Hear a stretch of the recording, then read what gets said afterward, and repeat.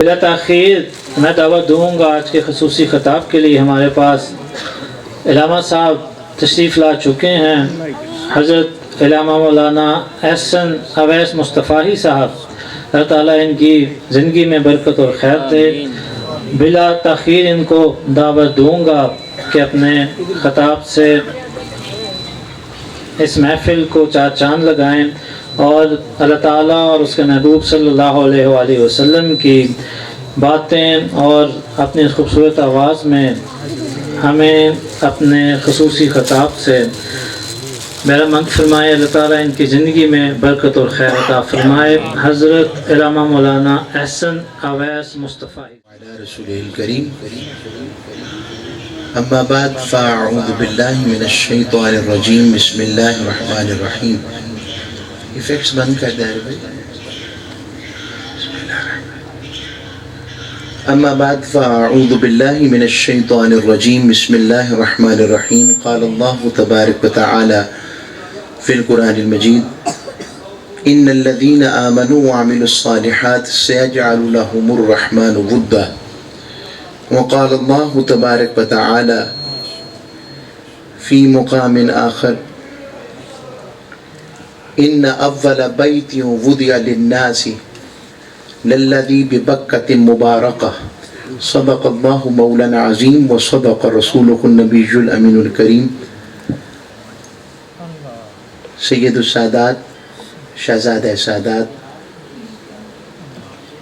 اور اصفیاء اتقیاء میں اس نسل سے، اس نسب سے اور خیر و برکت سے نوازنے والے حضرت بادشاہ سرکار، مجھے بچپن سے گجر سنگھ میں تو ان سے زیارت کی سبب رہا ایک دو دفعہ، لیکن اس کے علاوہ مامو جان کی طرف میری ننیال میں جب بھی پروگرامز ہونے تو وہاں پر میں شفقت و محبت کا پیکر دیکھتا تھا، سید شاہد رسول سہروردی رحمۃ اللہ علیہ۔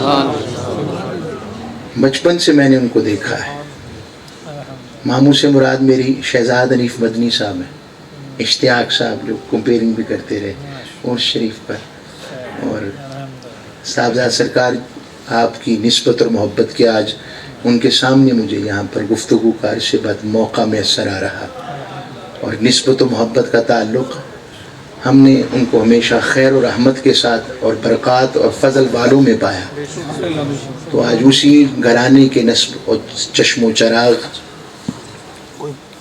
الصوفی السید اویس عبد الرسول دامت برکات مالیہ، اسی فیض کو بانٹنے کے لیے، اسی سلسلے کی خیر اور ورد کے سلسلے کی خیر کو آگے فیض کشائی کرتے ہوئے، جہاں نسبت طریقت میں وہ فیض سہرورد والے ہیں اور فیض، اور جہاں پر وہ اپنے نسب میں فیض مرتضائی اور علی المرتضیٰ والے۔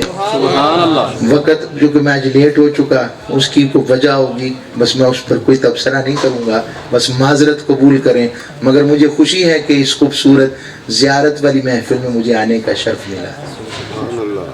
میں نے دو جگہ سے قرآن کی آیت تلاوت کی، مضمون چونکہ رجب المرجب کا ہے، اور رجب میں دو مضامین زیادہ ہیں، ایک تو ذکر مولا علی المرتضیٰ ہے اور دوسرا معراج النبی ہے۔ میں نے کہا پہلے حصے کو صرف مضمون کا حصہ بنا کر وقت کے تعین میں رہتے ہوئے بات کو مکمل کیا جائے۔ یہی اسلاف کا، یہی اعلی سنت کا، یہی اعتدال کا طریقہ ہے، جن کا دن ہو ان کی بات کی جائے۔ اگر پچھلے ماہ ہوتے جمادی الثانی میں تو پھر شان صدیق اکبر کی بات ہوتی، اب چونکہ رجب شریف کا مہینہ ہے تو اس میں جشن مولود کعبہ اور مولود کعبہ کا ذکر ہوگا۔ میں نے قرآن مجید فرقان حمید کی دو جگہ سے آیت تلاوت کرنے کا شرف حاصل کیا۔ اللہ نے ارشاد فرمایا، ان اول بیت وضع للناس، میں نے جو گھر، اللہ رب العزت نے فرمایا بے شک پہلا گھر جو میں نے لوگوں کے لیے، اپنی عبادت کے لیے لوگوں کو بنا کر دیا، وہ کون سا ہے؟ ببکۃ مبارکہ، وہ مکہ مکرمہ ہے جو برکتوں والا ہے۔ اب میں آپ سے ایک نسبت سے سوال کرتا ہوں، آپ کبھی پتھر کو دیکھیں نا، پتھر ایک عام پتھر چلے بہترین فرنشڈ پتھر لے لیں اور وہ فرنشڈ پتھر آپ اپنے گھر میں لگا لیں، مثلا 5000 اسکوائر فٹ والا ہے، وہی پتھر آپ مسجد میں لگا دیں، فرق کیا پڑا؟ نسبت کی وجہ سے اس پتھر کا مقدر بدل گیا۔ ایک ہم جیسے فانیوں کے ساتھ نسبت ہوئی، گھر کو خوبصورت تو کر رہا ہے مگر اس سے پتھر کو فرق، اس کی نسبت برکت میں کوئی فرق نہیں۔ مگر وہی پتھر اگر مسجد میں لگ جائے تو اللہ کے گھر کا حصہ بن گیا، اور وہی پتھر اس کوالٹی کا اگر بیت المقدس میں لگ جائے، اور اسی نسبت سے وہی پتھر اگر کعبۃ اللہ کی قربت میں لگ جائے، وہی پتھر اگر مسجد نبوی میں لگ جائے، اور مسجد نبوی سے آگے تاجدار کائنات کے روضہ اطہر و مطہر و منور و مصفہ و مزکہ و مجلہ و اعلیٰ و اولیٰ میں لگ جائے تو اس کا مقام کیا ہوگا؟ تو یہ پتھر کی حقیقت بدل گئی۔ اسی طرح اگر کتا جیسا نجس جانور ہو، اس کی نسبت رب کے اولیاء کی طرف ہو جائے، اصحاب کہف کی طرف ہو جائے، اس کا نصیبہ بدلتا ہے کہ نہیں؟ رب بھی اس کا ذکر کرے تو فرمائے وَقَلْبُهُمْ بَاسِطٌ ذِرَاعَيْهِ بِالْوَسِيلِ، ارے ان کا کتا تھا، یعنی میرے ولیوں کا کتا تھا جو ان کے دروازے پر پیر پسار کر بیٹھا ہوا تھا۔ صرف رب بیٹھنے کا ذکر نہیں کر رہا، اس کے بیٹھنے کے طریقے کا ذکر بھی کر رہا۔ مولا کتا نجس ہے، کا نجاست مت دیکھو، اس کی نسبت دیکھو، نسبت نے اسے بھی پاک کر دیا۔ یہ کتے کا حال ہے۔ آگے آ جائے پتھروں کا حال، صفا و مروہ، حضرت تاجدار کائنات کی دادی جان سیدہ حاجرہ سلام اللہ علیہا کے قدم لگے۔ رب نے قرآن میں کہا ان الصفا والمروہ من شعائر اللہ، لوگوں جہاں پر میرے محبوب کی دادی نے قدم لگائے وہ اللہ کی نشانیوں میں سے ہیں، تو جہاں پر ان کے قدم لگ جائیں تو یہ مقام ہے، تو جہاں وہ جسم دفن ہو جائے اس کے برکتوں کا عالم کیا ہونا چاہیے۔ اور اسی نسبت کے ساتھ حجر اسود ہے، مقام ابراہیم ہے، اور یہاں سے لے جا کر میں آپ کو جو قرآن کی آیت دینا چاہتا ہوں، تو جس طرح پاکستان کے رہنے والے کی نسبت پاکستان کی وجہ سے پاکستانی ہو گئی، امریکہ کے رہنے والے کی نسبت امریکی ہو گئی، مدینہ کے رہنے والے کی نسبت مدنی ہو گئی، مکہ کے رہنے والے کی نسبت مکی ہو گئی، تو جو کعبۃ اللہ میں برکت والے گھر میں پیدا ہو، حضرت مولا علی المرتضیٰ کی پیدائش وہاں پر ہے، تو جو وہاں پیدا ہو ببرکت مبارکہ میں پیدا ہو جائیں برکت والے گھر میں، تو مجھے بتائیں وہ پیدائشی برکت والے ہیں کہ نہیں؟ اچھا، ایک ذہن میں سوال کئی دفعہ انڈیل دیا جاتا ہے جو کہ دور فتن ہے، اور میں ہمیشہ ایسی گفتگو آستانوں پر خاص جگہوں پر ہو تو میں ایک جملہ اپنے شیخ کے صدقے جو ہمیں نصیب ہوا ضرور کہتا ہوں، وہ ہمیں بھی یہی بات پتہ لگی، وہ یہ ہے کہ وہی بچے گا جو نسبت سے جڑا رہے گا۔ بے شک ایسے میخانے اب تھوڑے ہو رہے ہیں جہاں پر عشق کا سودا، محبت کا سودا، خیر کی بات، اعتدال کی بات، حق کی بات، جہاد کی بات، آل پاک کی بات بھی، اور حضور کے صحابہ کی بات بھی ادب و اعتدال کے ساتھ نصیب ہوتی ہے۔ تو میں عرض کر رہا ہوں مولا علی المرتضیٰ کی ولادت پاکی کعبۃ اللہ میں ہوئی، اس پر امام حاکم نے بھی اس کو روایت کیا، اور پھر شاہ ولی اللہ محدث دہلوی نے اس کو ذکر کیا، اور محدثین میں قریب والوں کا ذکر پہلے کر لیا، تو انہوں نے ذکر کیا۔ سوال پیدا کیا جاتا ہے، پھر بھی تسلی نہیں ہوتی، تو اس کے لیے یہ کہا جاتا ہے کہ اگر اتنی ہی برکت والی بات تھی تو تاجدار کائنات کی ولادت کعبۃ اللہ میں کیوں نہ ہوئی؟ انوکھی بات کر دی گئی جس سے لوگوں کا ایک ذہن فتن کی طرف چلا جائے۔ چلیں اس کا جواب دے دیتے ہیں ہم۔ اوروں کو نسبت، کبھی کبھی نسبت کی وجہ سے کسی کو فضیلت ملتی ہے۔ تاجدار کائنات کی ذات ایسی ہے، اوروں کو نسبت کی وجہ سے فضیلت ملتی ہے، اور حضور وہ ہیں جن کی وجہ سے نسبتوں کو فضیلت ملتی ہے۔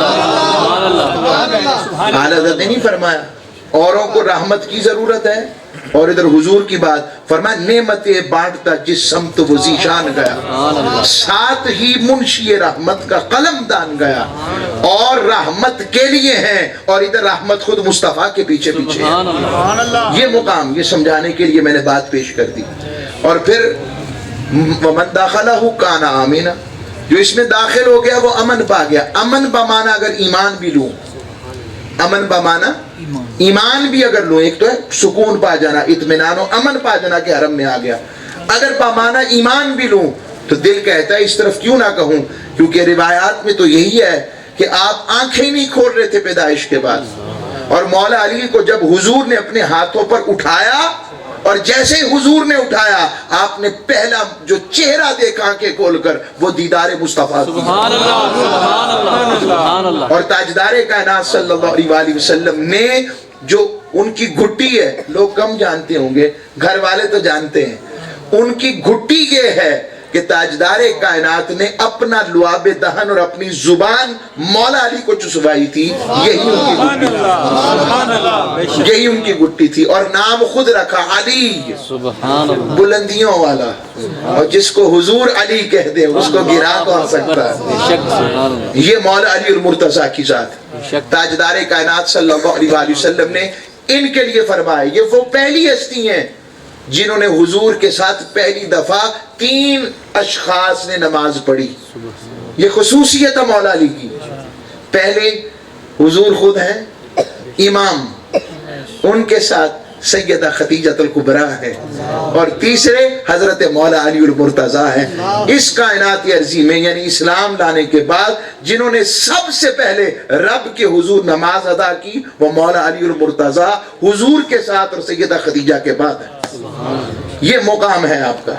اور یہ بھی بتا دوں آپ کی پرورش، چونکہ حضرت ابو طالب، اب اس پر بھی بحثیں ہیں، اس کو علم کا مقام بنا لیا گیا ہے، یعنی ان کی شخصیت کو بھی اب داغدار کرتے ہوئے اگر آپ برا اچھا نہیں کہہ سکتے تو برا بھی نہ کہیں، کم از کم اس کا حیا کریں کہ گھر والوں کو تکلیف پہنچے گی، ایک، اور دوسرا اس کا خیال کریں انہوں نے حضور کی بڑی خدمت کی، بس اس پر خاموشی اختیار کر لیں، اس پر اپنے علم نہ لائیں کہ وہ نعوذ باللہ کافر تھے یا مسلمان۔ جب اس طرف آئیں گے تو کافر تو ہم کہہ نہیں سکتے، پھر ہم تو دوسری طرف ہی جائیں گے، اور جب دوسری طرف جائیں گے تو کہیں گے یہ مسلک اہل سنت سے ہٹ گئے، ایسا نہیں ہے۔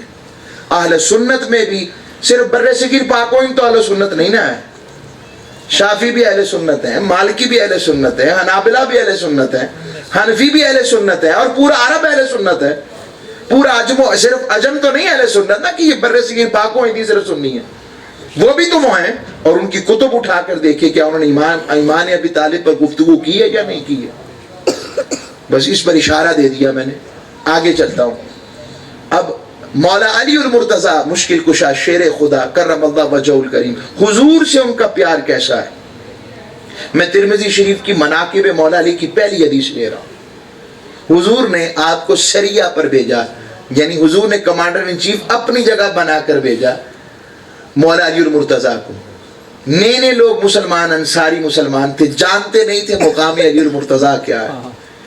تو جب پہنچے تو واپسی پر آپ نے کچھ ریسٹرکشنز لگائی تھیں کہ یہ کام نہیں کرنے، ان سے کچھ کام انتظامی معاملے کے ہٹ کر ہو گئے، آپ نے ذرا گوش مالی کی، ڈانٹا، ناراض ہوئے، اور ناراض ہو کر فرمایا، جب ناراض ہوئے تو 4 لوگوں نے ایک دوسرے کو گواہ بنا کر کہا ہم جا کر اس کی شکایت حضور سے کریں گے۔ جیسے ہی وہ پہنچے حضور کی بارگاہ میں پہلے شخصیت کھڑی ہوئی اور کہنے لگی یا رسول اللہ آپ نے دیکھا کہ علی ابن ابی طالب نے ہمارے ساتھ کیا کیا؟ حضور نے فَأَعْرِضْ عَنْهُ، حضور نے دیکھا ہی نہیں، چہرہ ہی ادھر موڑ لیا۔ دوسرے صحابی کھڑے ہوئے، وہ بھی شکایت لگانے لگے، حضور نے ان سے بھی چہرہ پھیر لیا۔ تیسرے کھڑے ہوئے، چہرہ پھیر لیا۔ چوتھے کھڑے ہوئے، چہرہ پھیر لیا۔ اور تھوڑی دیر بعد صحابہ کہتے ہیں ہم نے آقا علیہ الصلوۃ والسلام کے چہرہ مقدسہ و اقدس سے جان لیا کہ حضور کا چہرہ پر نور پر جلال ہو گیا ہے۔ اور جب جلال میں آیا تو حضور نے مولا علی کو بلا کر معاملہ نہیں پوچھا، حضور وکیل مرتضیٰ بن گئے، اور آقا فرمانے لگے ما تریدون من علی، ما تریدون من علی، ما تریدون من علی، علی منی وانا منہ، لوگوں تم علی سے کیا چاہتے ہو، تم علی سے کیا چاہتے ہو، تم علی سے کیا چاہتے ہو، علی مجھ سے ہے میں اس سے ہوں۔ یہ آقا علیہ السلام نے، اور وہ کہتے ہیں کہ جو دل میں ہلکی سی بات آئی تھی، جیسے ہی یہ بات سنی اب کوئی بھی علی المرتضیٰ سے بڑھ کر محبوب نہ رہا۔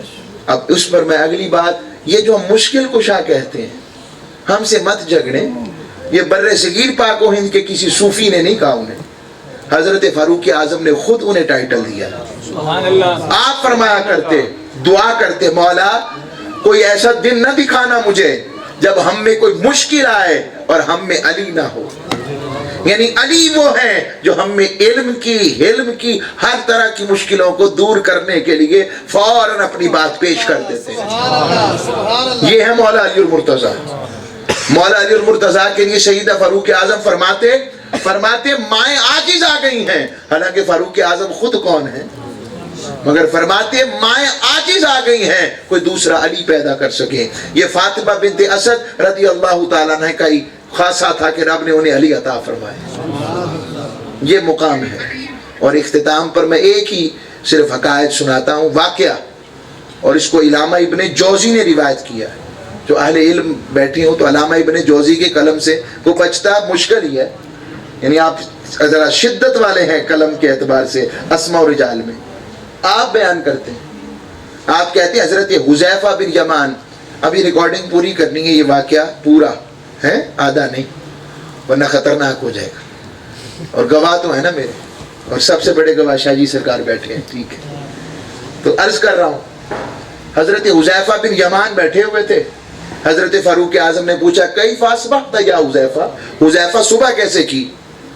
اب حضرت حذیفہ عارفانہ زبان والے تھے، تو فرمانے لگے، عرض کرنے لگے، میں نے حق کو مکروہ جانتے ہوئے صبح کی ہے، میرے پاس وہ کچھ عرشوں پر ہے جو رب کے پاس فرشوں، میرے پاس فرشوں پہ وہ کچھ ہے جو رب کے پاس عرشوں میں بھی نہیں ہے، اور میں بغیر وضو کے بھی صلاۃ پڑھ لیتا ہوں، اور میں فتنوں کو محبوب جانتا ہوں، ایسے صبح کی ہے۔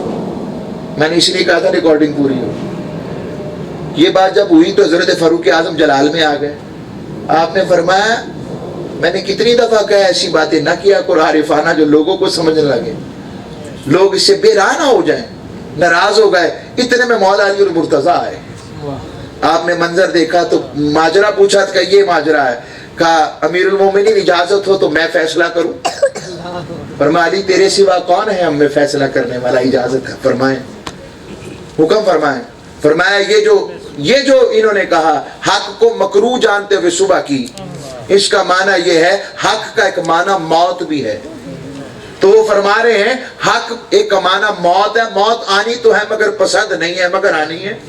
یہ حق کے اس معنی کی بات کر رہے ہیں کہ حق بمعنی موت، اور یہ جو کہا کہ میرے پاس فرشوں پہ جو کچھ ہے رب کے پاس عرشوں پر نہیں، اس لیے کہ رب نے مجھے بیوی بچوں والا بنایا ہے، رب لم یلد ولم یولد ہے، رب آل اولاد سے پاک ہے۔ اور یہ جو فرمایا کہ بغیر وضو کے صلاۃ پڑھ لیتا ہوں، یعنی کبھی کبھی ابھی وضو میں نہ ہوں تو کبھی کبھی حضور پر درود و سلام بغیر وضو کے بھی پڑھ لیتا ہوں، یہ وہ بات کر رہے ہیں۔ فتنوں کو محبوب جانتا ہوں، قرآن نے کہا ہے کہ مال و اولاد فتنہ ہے، کہ کہا یہ ان کی بات کر رہے ہیں، کیا کروں ان سے محبت پھر بھی ہو جاتی ہے، یہ اس کی بات کر رہے ہیں۔ تو حضرت فاروق اعظم نے کہا آج اگر علی نہ ہوتے تو عمر ہلاک ہو جاتا۔ اللہ اکبر۔ لوگوں یہ ہے شان علی المرتضیٰ۔ آئیے اس پیغام کے ساتھ اپنی نسبت ایسے میخانوں سے جوڑ کے رکھیں جو کہتے ہیں کہ طیبہ سے منگائی جاتی ہے، سینوں میں چھپائی جاتی ہے۔ توحید کے لفظ کو میں تزمیل کر رہا ہوں، عشق کی میں ساغر سے نہیں آنکھوں سے پلائی جاتی ہے۔ یہ تو ویسے مستوار اور عاشقوں والوں کی مجلس ہے، یہاں تڑپنا، پھڑکنا اور گریا و بکا اور اس کیفیت سے خود کو مزین کرنا اس سروردی کا، اس سلسلے کا خاصہ ہے، اور جو اس رنگ کو چکھ لیتا ہے اسے پتا ہے کہ اس میں کتنا لطف آتا ہے، اس میں کیا کیفیت ملتی ہے، کیا حضوری کی کیفیت ملتی ہے، کیا محبت کی کیفیت ملتی ہے، کیا چاہت کی کیفیت ملتی ہے، اور کیا دیدار و قربت کی خیر میسر آ جاتی ہے۔